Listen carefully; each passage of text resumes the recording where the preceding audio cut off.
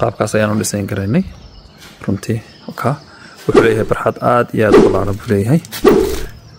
kani waa qolkii rawaashmaanka guriga fiyugiisa ama muuqaalkiisuna intaa weeye halkana barxad buu ku leeyahay aad u ballaaran qaabkan ayaanu wajhadiisa ama deerkiisa u dhisayn karaynay gudahana waan geli doonaa iminkaan eegi doonaa dilahayd masha Allah halkan waa halkii laga galiyay albaabkii yaraa dhashaha buu leeyahay dadku ka galiyeen haddii loo baahdo gaadhiguna galana waa kii remote-ka lahaa sliding-ka cararaya weeyey weli xaalkii baa ku socda oo muu dhammaan dhismo hadda gudaha ayaan geli doonaa dilahayd masha Allah marka gudaha la soo galo oo ilaa 12 mitir xagga oo ah sidaa oo ah sidana iyadana 12 meelba meesha xagga ka sii xigtan oo ka sii ballaaranaya dhulka oo warab lahaa awgi ayaanu qaabkan ugu qorsheynay halkan waxa uu yaala taangigii biyaha oo 3 taangiyo kala duwan la saari karo mid waa kan mid kale halka dhaxal loogu talagalay in la saaro midna waa ka sareeya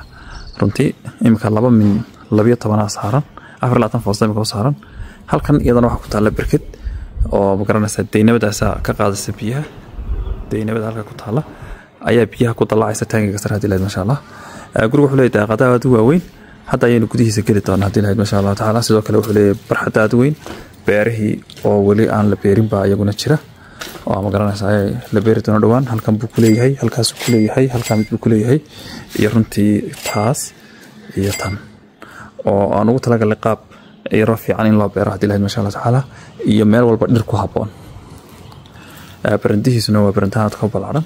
guriga gudihiisa in geli doonaa imika hadii la masha Allah